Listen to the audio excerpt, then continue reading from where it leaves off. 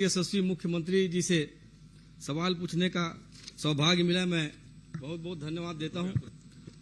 और मैंने स्पेसिफिक प्रश्न किया माननीय मुख्यमंत्री जी से कि जिला कांकेर तहसील भानु प्रतापपुर के कच्चेआरी डोंगरी में जो माइन संचालित हो रहा है गोदावरी पावर एंड इस्पात लिमिटेड को, माननीय सभापति महोदय जैसा कि जवाब में आया है, उक्त कंपनी को 74.05 हेक्टेयर लगभग 250 एकड़ जमीन खनन के लिए नहीं अपितु किस वैज्ञानिक पद्धति से वेस्ट मटेरियल डंप किए जाने के लिए गैर खनिज युक्त अतिरिक्त क्षेत्र को दिया गया है, चूंकि वह जमीन एक रिजर्व एरिया में। माननीय सभापति महोदय, अब सवाल यह उठता है कि किस विभाग या किस अधिकारी द्वारा यह तय किया गया है कि वो जमीन गैर खनिज युक्त है, जबकि वह जमीन पूर्व में आवंटित 138.96 हेक्टेयर की जमीन से लगा हुआ है। माननीय सभापति महोदय, तो ये जरूर मैं माननीय मुख्यमंत्री से सवाल कर रहा हूं, मैं इसका जवाब चाहता हूं। माननीय सभापति महोदय।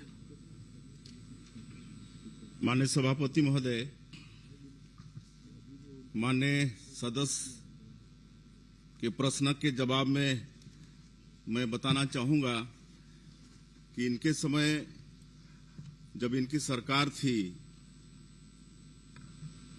तो गोदावरी इस्पात प्राइवेट लिमिटेड को खसरा नंबर 188 रकबा 2.65 हेक्टेयर क्षेत्र को राजस्व नियमों के तहत रिजेक्ट ओवरबर्डन के निस्तारण हेतु सतह अधिकार दिया गया।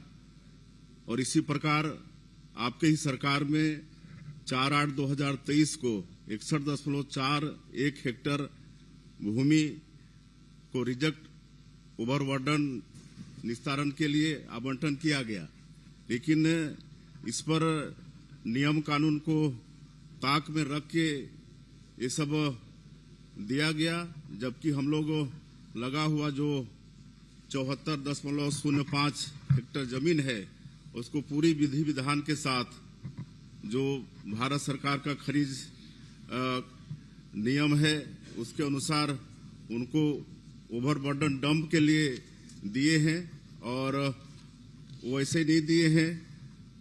उसके लिए messrs Kartikeya exploration and mining service private limited से उसका जांच कराया गया है, और जो जीएसआई है उससे भी जांच कराया गया है। उसके नीचे कोई मिनरल्स नहीं है, इसलिए ओवरबर्डन डंपिंग के लिए ये दिया गया है। माननीय सभापति महोदय, माननीय मंत्री जी का जवाब आया है कि जांच कराई गई है। मैं आपके माध्यम से यह जानना चाहता हूं कि 2015 के बाद राजस्व बढ़ाने के लिए शासन द्वारा एक पारदर्शी प्रक्रिया अपनाई गई है ऑनलाइन टेंडर का, जिसमें पारदर्शी भी बने रहे और राज्य की आमदनी बढ़े। ये हुआ भी है चाहे सरकार किसी की भी रहे माननीय सभापति महोदय, लेकिन अभी जो टेंडर हुआ है 11 साल में पहली बार ये प्रक्रिया हुआ माननीय सभापति महोदय कि इस नियम को पहले बिना निविदा के पीछे दरवाजे से सीधा फर्म को दिया गया माननीय सभापति महोदय। और मैं तो सीधा सीधा सीएम साहब से ये कहना चाहूंगा, आप बड़े उदार हैं, बड़े सीधे हैं, बड़े सहर हैं माननीय मुख्यमंत्री जी। आपके नाक के नीचे ये जो काम हो रहा है निश्चित ही ये सोचने वाली बात है। सबसे बड़ी बात यह है कि जो ऑनलाइन टेंडर की प्रक्रिया होती है वो प्रक्रिया नहीं हो पाई है, और आपने जो कहा है कि 23/5/2025 में जीएसआई के माध्यम से सशर्त हमने ये टेंडर किया है, तो आप ये बता दें कि जीएसआई के माध्यम से जो हुआ है कि किस आधार पर आपने सहमति दी है, और यदि आपने सशर्त आदेश जारी किया है तो उसकी एक कॉपी उपलब्ध करा दें माननीय सभापति महोदय। माननीय सभापति महोदय, मैं माननीय सदस्य को बताना चाहूंगा कि भारत सरकार खान मंत्रालय के पत्र दिनांक 28/11/2024 के माध्यम से यह स्पष्ट किया गया है कि स्वीकृत खनिज पट्टा क्षेत्र से लगकर गैर खनिज युक्त भूमि पर नीलामी की आवश्यकता नहीं होती है। माननीय सभापति महोदय, ये 250 एकड़ जमीन का मामला है, जहां पे आपके खनन चल रहे हैं उससे लगा हुआ जमीन है। क्या किसी कंपनी को उसी आधार पर दे दिया जाएगा कि वो वहां पर माल को डंप करे।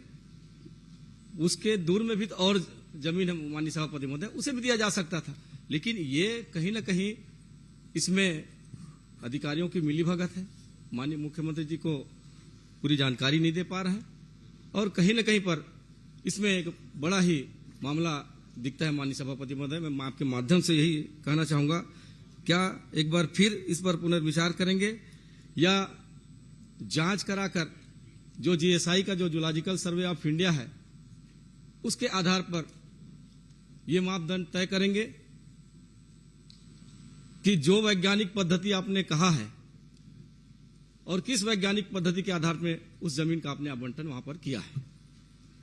माननीय सभापति महोदय, मैं बता चुका हूं कि इसमें नीलामी की आवश्यकता नहीं होती है और इसको जो लगा हुआ भूमि आवंटित किए हैं 74.05 हेक्टेयर, उससे उसका माइनिंग क्षमता बढ़ा है 2.35 मिलियन टन से 6 मिलियन टन उसका उत्पादन होगा, जिससे प्रतिवर्ष 190 करोड़ का अतिरिक्त राजस्व प्रदेश को मिलेगा। और इतना ही नहीं, डीएमएफ में 57 करोड़ डीएमएफ में 5.7 करोड़ एनएमईटी में तथा 13.80 लाख पर्यावरण अधोसंरचना उपकर की प्राप्ति होगी। इससे राज्य सरकार को राजस्व में लाभ होगा। नहीं, वो जो जमीन जो डंप करने के लिए आवंटित की गई है उससे सरकार को क्या फायदा हो रहा है, मैं ये जानना चाहता हूं। क्या उसे जूलॉजिकल सर्वे ऑफ इंडिया इस एजेंसी से जांच करवाएंगे क्या? मैं ये बस अभी हम बताएं ना आपको किससे लाभ हो रहा है, और जीएसआई से और प्राइवेट एजेंसी से जांच करवा चुके हैं, उसमें नीचे कोई मिनरल्स नहीं। सुशांत शुक्ला। सभापति महोदय, मेरा प्रश्न 1635 है और इसमें ये 74.05 हेक्टेयर अतिरिक्त आपने दिया। मैंने निवेदन किया, निवेदन करके ही पूछ रहा हूं भाई।